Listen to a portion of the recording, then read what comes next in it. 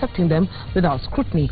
CORD claims that the president's move is unconstitutional and dictatorial. Now, this morning, we want to get a legal expert's view on the pros and cons on the move by the opposition. And we are joined by a senior lawyer, Haron Dubi, who will be speaking to Mutegi Njau. Any questions you have, 22422, that goes for comments and suggestions as well. And Mutegi Njau will be fielding them to him. For now, Mutegi.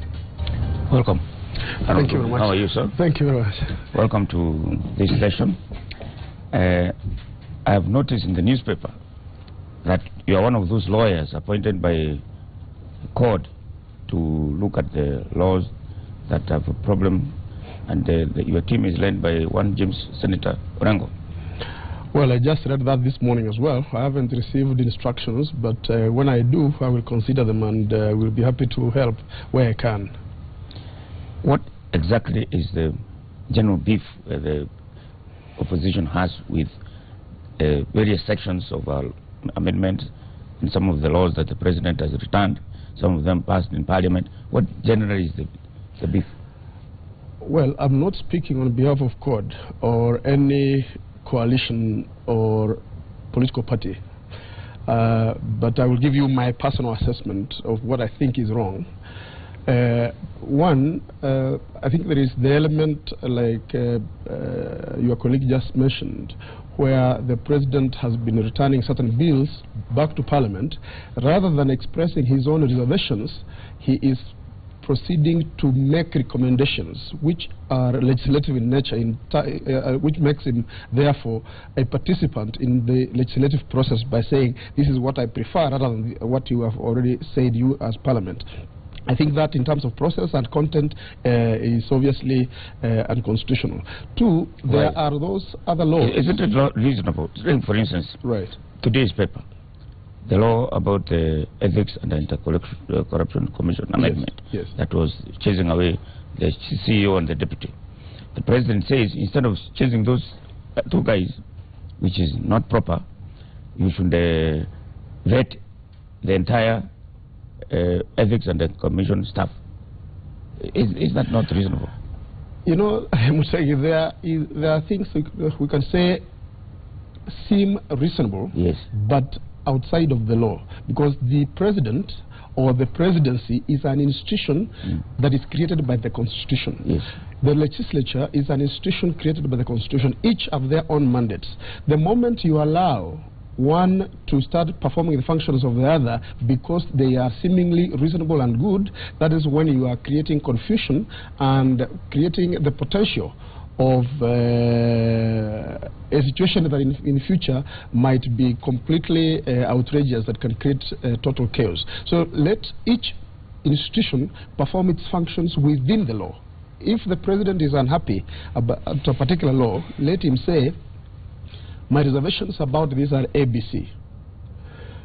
Obviously, he has legal advisors that get him to reach there. They can informally advise the leader of majority that maybe these propositions can be taken to parliament. The Solicitor General or the Attorney General can advise on what needs to be done by parliament as the propositions from government going to parliament through their leader of majority or through their party, but not the president to include in the memo his preferences. The moment you include in the memo your preferences as president, you are effectively participating in legislative affairs which you are not part of.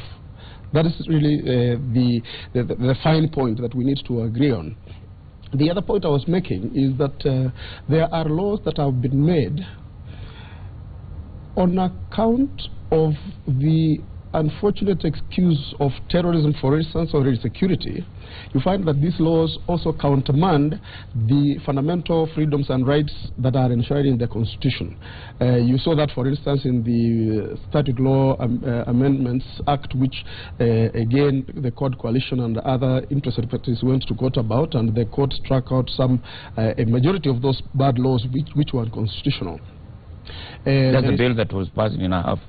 Yes, the one that was passed when the Parliament was very chaotic. Yes. But our judges decided not to see the chaos. But anyway, that is for another day. Then there is this proposed bill that I was able to look at yesterday, the KDF Act, which purports to create an institution that does not exist in the Constitution, something called an auxiliary force that the Kenya Forest Service, KWS, and National Youth Service are now going to be conscripted to be kind of a reserve military that is kept waiting for operation at any time, at the time that they might be required to be operational. Yet, if you look at the Constitution has created what they call the security organs of the state, and those are the KDF, the Kenya Police Service, the National Intelligence Service. So these are some of the things that we're talking about that our Parliament seems to be enacting, or we would say the government seems to be enacting through Parliament, that are going to be counterproductive to the the rights of Kenyans to freedom of expression, freedom of association. If Parliament passes that act, the KDF Act, and it includes those institutions like KWS, the Forest Service, and it is passed by Parliament, what is wrong with that? The Parliament is a representative of the people, and I'm sure they are using the so-called tyranny of numbers. Exactly. So I would rather we had a tyranny of logic and brain to override the tyranny of numbers, because numbers are just statistics. I would like to beseech our members of Parliament, whether they are in the ruling coalition or in the opposition coalition, to put forth their intellectual capacity and honesty and in principle objectivity, so that we do not look at this because it is a bill proposed by government, we shall pass it because of the tyranny of numbers, or if it is coming from opposition, we shall reject it because of the tyranny of numbers. What you asked, what is wrong with having the Kenya Forest Service as a military? What is wrong with having the National Youth Service as a military? By the way, you start radicalizing people or creating in their minds they feel like they are the part of the military without sufficient safeguards to ensure that they do not participate in illegal military-like activity. For instance, the National Youth Service, how many are they? The government plans to recruit, I think in the next 2-3 years, they might have recruited over 300,000 young men and women into the National Youth Service if the plans go through. Now, if you are going to have those people trained and believing that they are part of the military, and yet there are no safeguards to ensure that they do not participate or act as if they were military in illegal activities, you are very quickly going to have an Interahamwe type of jeshi. The Kenya Forest Service the same. Those are civilian outfits, and there is a good reason why we have civilian forces or civilian services such as the police and the prison service not being part of the military. The Constitution has defined the mandate of the military service, the KDF, and has defined the civilian mandate of the police and the NIS and the prison service and others. So I'm not understanding why it is difficult for government to see that it is wrong to seek to make civilian services become military services. Because the moment you make them military services, not only by law is it wrong and unlawful, but also you are creating a militarized civilian outfit, which depending on what situation, whether it is a 2007 kind of situation or a 1992 or 1998 kind of situation, you remember the political violence, and yet we have not defined ourselves sufficiently for us as Kenyans to feel like we are one people. We are still, people still run their affairs as if they are either tribal or ethnic cocoons, whether it is Parliament. I was reading the other day, there is something called the Western Kenya Parliamentary Caucus, there is a Central Kenya Parliamentary Caucus. By the way, the Central Kenya Parliamentary Caucus is led, the chairman is a member of Parliament for Nairobi. And the only reason is chairman of that Central Kenya caucus is that he's Kikuyu. So the point I'm making really is that the ethnicity in this country, tribalism and cronyism and nepotism, is still so entrenched that it is important that we view these security outfits we are creating vis-a-vis that context, that we must not expose the country to a situation where these ethnic cocoons can very easily exploit the cleavages between within our society, and you find that these militarized organs are going to be used for purposes of violence. Apart from that, also the bill proposes that you can have military people, the army, doing functions in the country. Instead of doing defense, they do domestic matters, which they are doing also. There you go. The same thing again, they are proposing that civilians who could be suspected to be terrorists could be tried in a court martial. And that happens in Uganda. In Uganda, if you are seen as you kill somebody with a gun, or you are seen as what they used to call condos, or they take you as a civilian. You have never been to any army, but since you have a gun and you kill somebody, you will not be taken to a formal civilian court. You will go to court martial. That is what characterizes what I would easily call a banana republic. A country of laws, a country that believes in the rule of law, a country that considers itself a liberal democracy, must not allow itself to say, because we are angry, we are going to take you to the farthest extreme of a justice system. Because the court martial is an extreme justice system that is essentially created to deal with those people who have been trained, have been recruited and trained as military men and women, not for anyone. The rest of the offenses, however outrageous, they ought to be tried before a civilian court, because there is something essential about the civilian court. You remember the Constitution says that the sovereign authority is exercised by various organs and at different levels.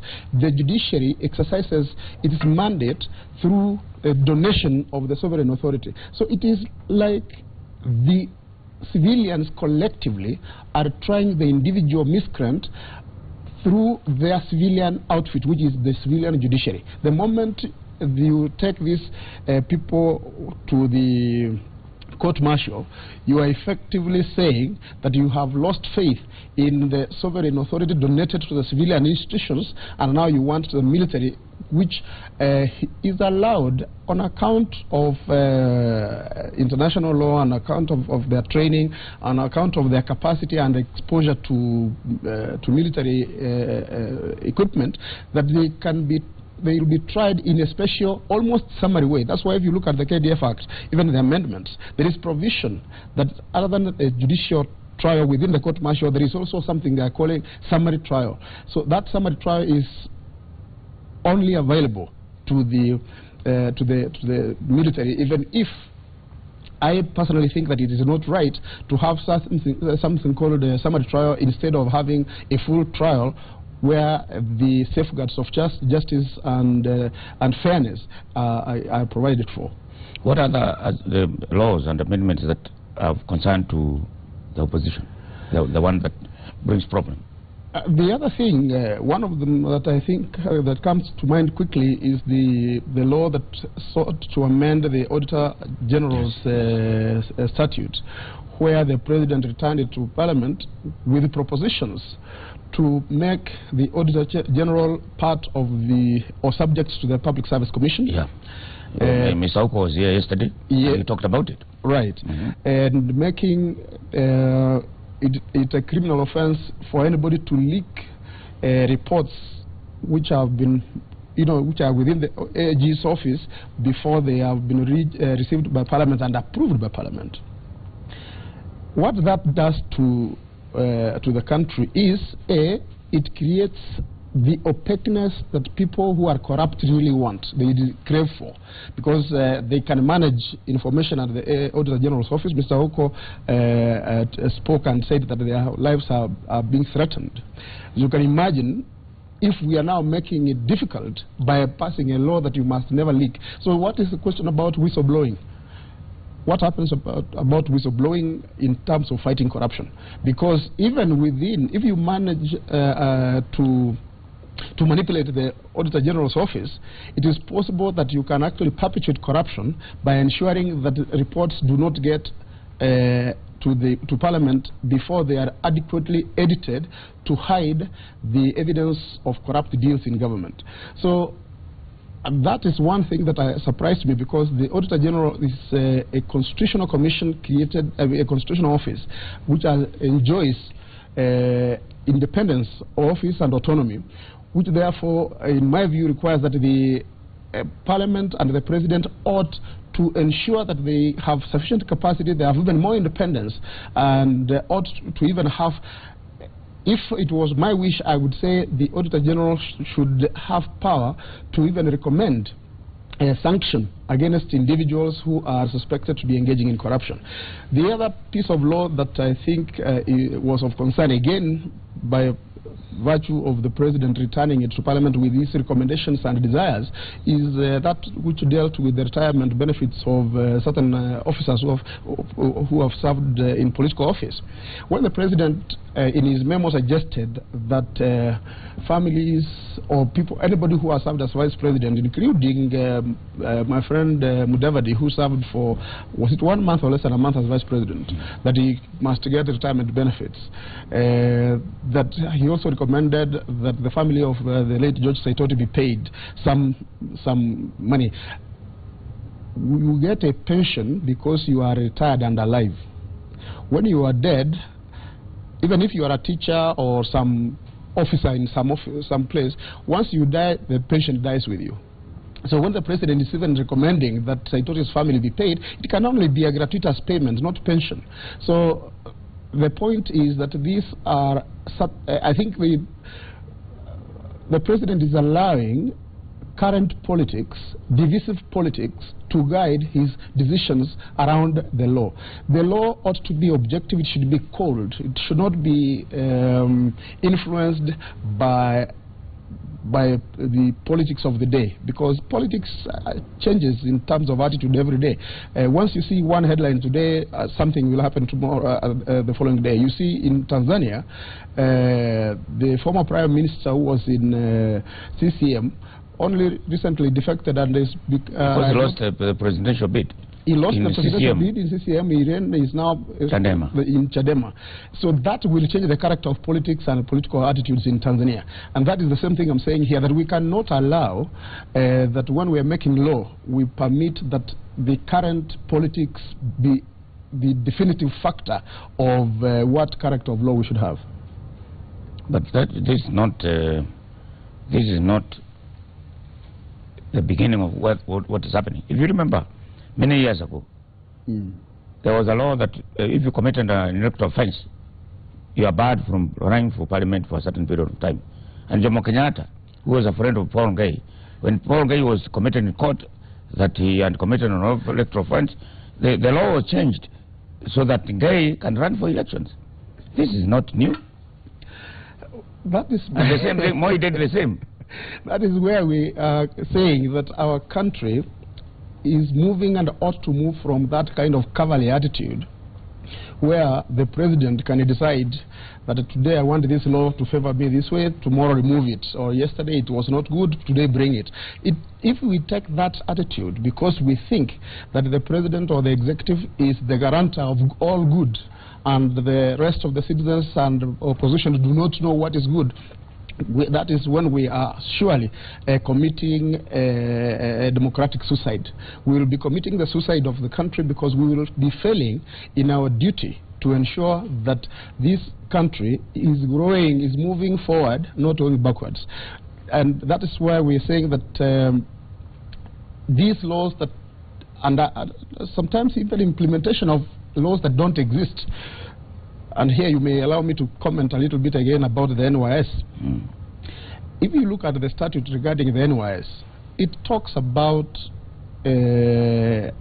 recruiting young men and women into the service to be able to be used to do good, to do activities that are public service to the benefit of the nation. Yes. The only provision that suggests militarization, which again I said is unconstitutional, is a provision that says that in situations of emergency or disaster or when we are at war, the president may direct that a part or whole of the NYS may be conscripted to work alongside the military, and for purposes of that work they shall be deemed to be the military, and they shall assume the ranks of the military, the opposite members of the military they are working with. There is nowhere you will find that the statute provides that they are going to be trained in paramilitary work, given paramilitary training and resourcing. However, we have seen lately that the National Youth Service is focused more on the paramilitary training. If it wasn't for the recent floods, you could not probably see them coming to unblock drains as they did, which was a commendable job. They would probably be being trained as military personnel.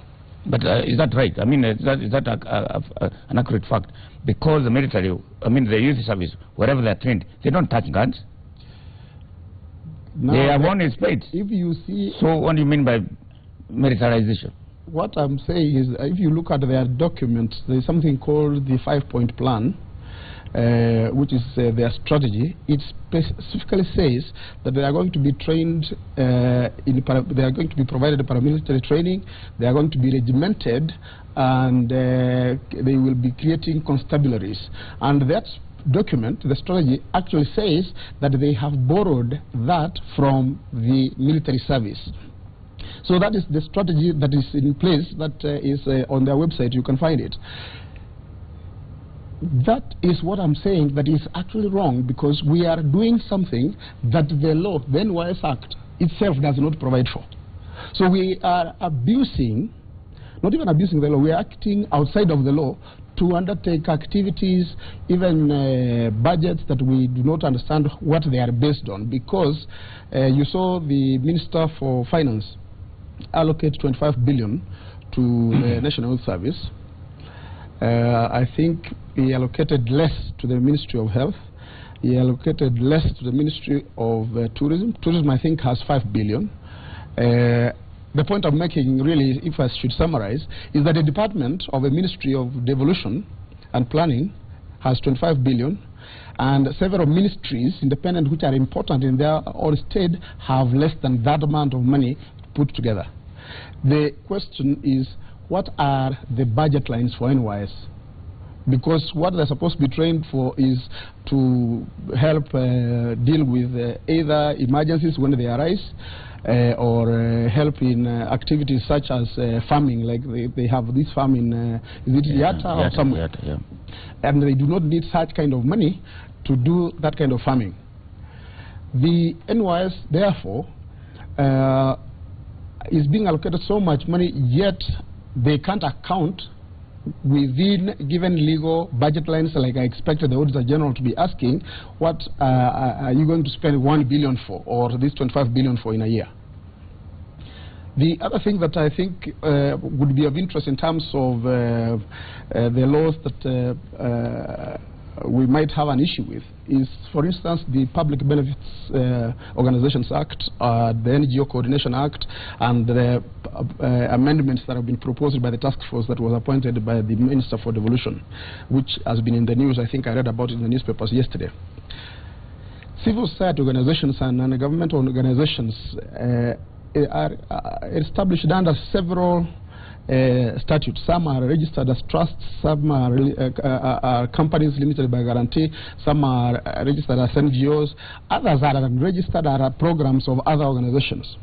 Now, the government is dealing with these civil society organizations as if they were an enemy within the country. Of course, Ethiopia treats its civil society as an enemy. Russia treats its civil society as an enemy. I wonder why Kenya would like to treat its civil society as an enemy. Because you need someone who has the courage to say the king is naked, rather than having cheerleaders who are going to be saying that everything is well because if the president has said it, it must be a good thing.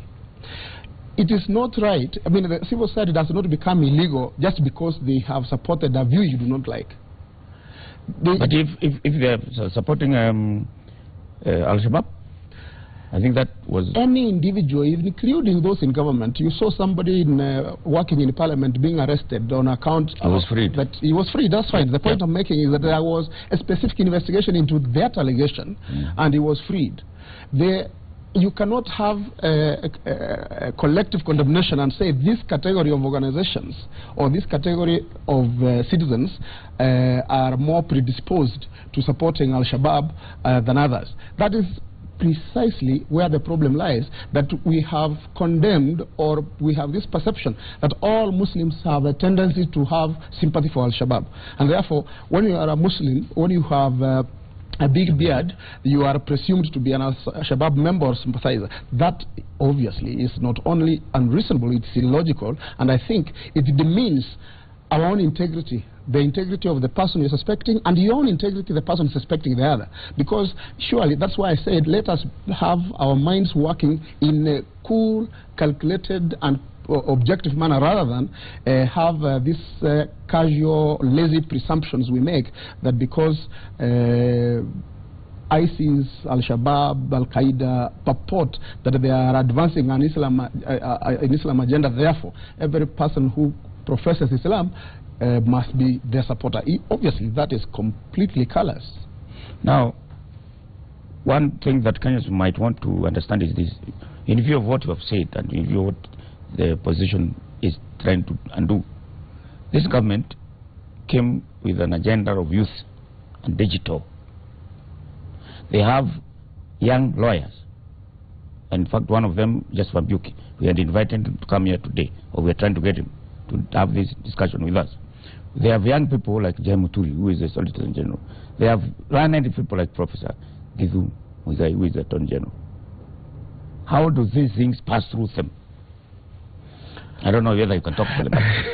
Why is that happening? I can't speak for them, but that question would also be relevant to ask.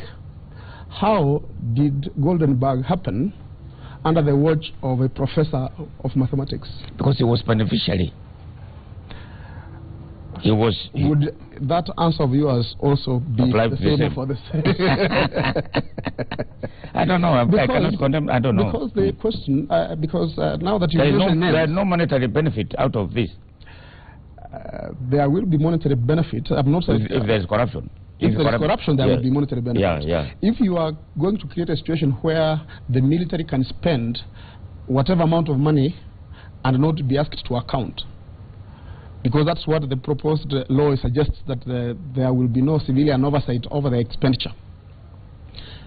That it will be secret. That they can conscript NYS, which I've already mentioned has a budget of 25 billion today. Next year it might have 50 billion, or another year it will have more. And that budget can be, upon conscription to the military, when they form the auxiliary force, that money also becomes a secret fund which we will not know how it is used. But the military accounts are audited by the Attorney General.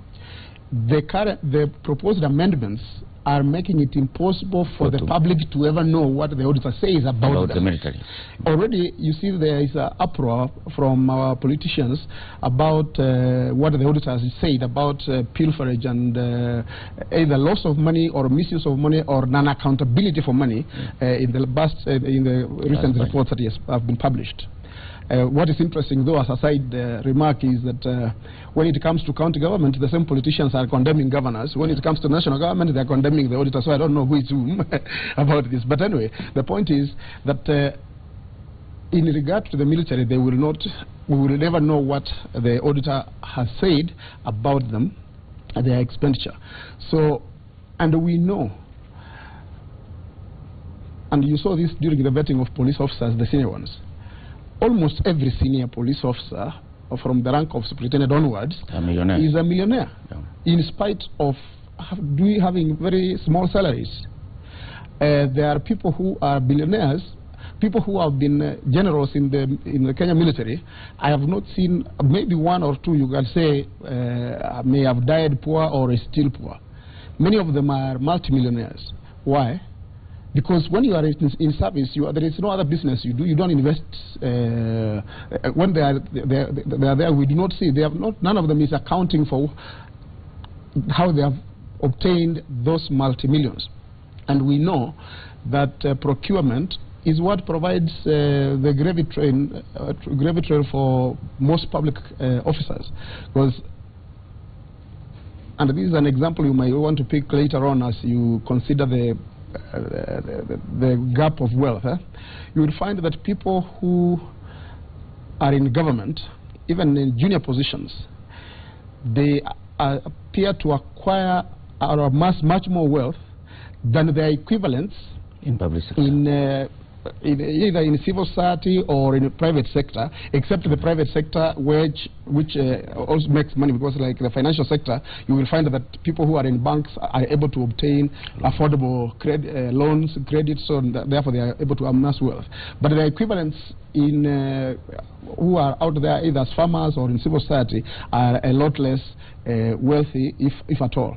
So the opportunity to amass wealth while you are in government is far higher, and it's even much higher if you are in a secret department of government where the funds are not accounted for, or there is no exposure of how the accounts are done. And that's what that's the problem I will have with the military, and how the military wants to keep its affairs secret, and even suggest that the cabinet secretary may not hold the generals to account for what they do.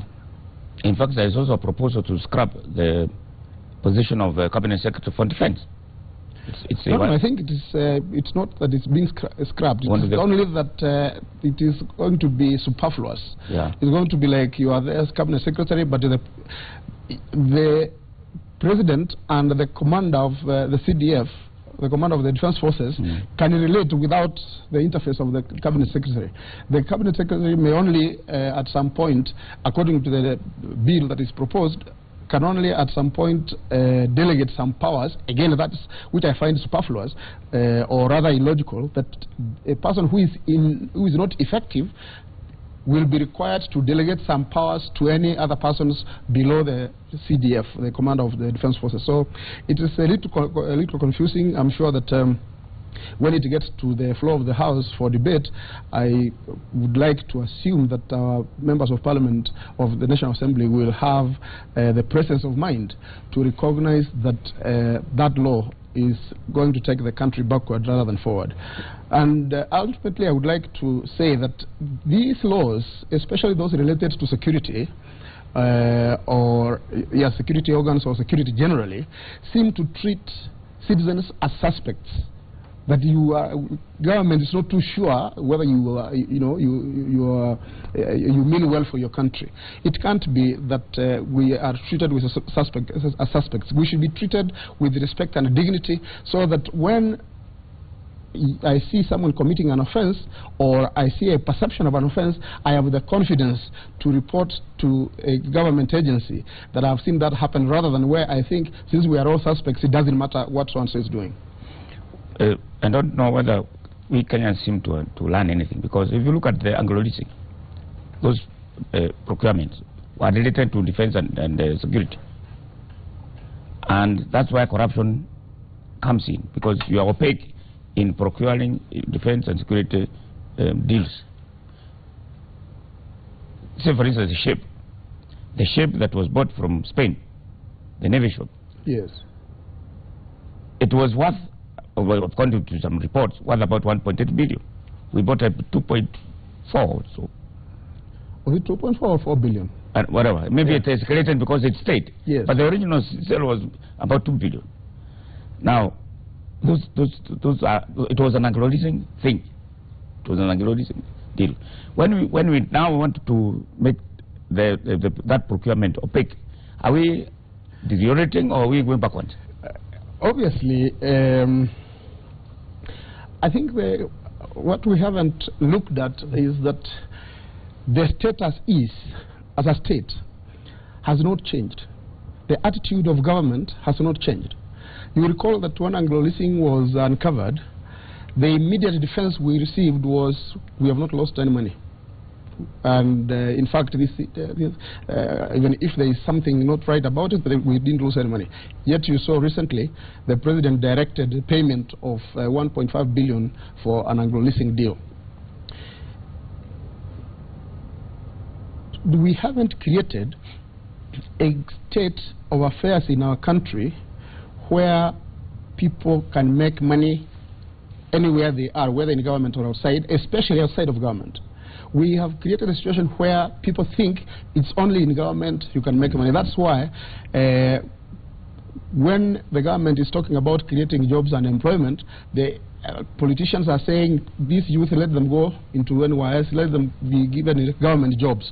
And young people outside there from universities, colleges and schools have this attitude and believe that a good job is or can only be found in government. Why? Because of the state of affairs we have created since the Ndegwa Commission, which allowed civil servants to do business. And when they are doing business, some of them established procurement agencies, supply agencies, and from government they are the ones procuring from themselves, and therefore perpetuating corruption and growing it and nurturing it. And that has continued to this date, which is why a lot of people think when you go to government you make money, which is true, that you go to government you make money, but it is a wrong attitude, it's a wrong thing that you are going to make money in a bad way through corrupt deals. And that is what has not changed. And that's why you will find that even procurement, especially security-related procurement, has continued to be opaque, and that is where the greatest rip-offs have happened. Because procurement, where, you remember government officers used to have flowers, horticulture flowers displayed every day, newspapers bought every day. Pens are bought at escalated prices, overpriced, overstated prices and things like that. But the biggest rip-offs in the country are at the top, especially those related with the security. That's why I think government wants to be creative about procurement of equipment. They'll give you, let me finish this. They'll give you a very quick excuse that because of our security, we do not want people to know what we are doing. Yeah. Surely, the greatest stakeholder to the security of the country are the citizens, and they need to know. You may not say everything, like accounting for every gun to everybody or every type of aircraft. But surely, when you find that the police is single sourcing an helicopter, and those who are responsible, I saw in the media, the director of police aviation air wing was not involved. Surely, what are you saying? Is he also, a threat? Is he an enemy to our security that he cannot know how an helicopter is being procured for his own use?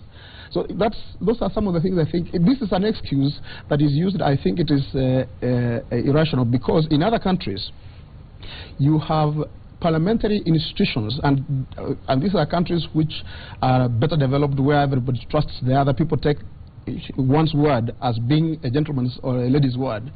That committees of parliament who are under oath scrutinize the reports and expenditure and issues related to the military to satisfy themselves. And when they find that there are certain things that are not right, they know there are certain different levels of disclosure. So they know how much you can disclose to the entire National Assembly or how much you can disclose to the country, but their institutions and systems are trusted. But because we do not trust each other, because we do not have systems that can inculcate and build the culture of trust, so we are now perpetuating secrecy rather than openness and accountability. Thank you very much, President Ndubi.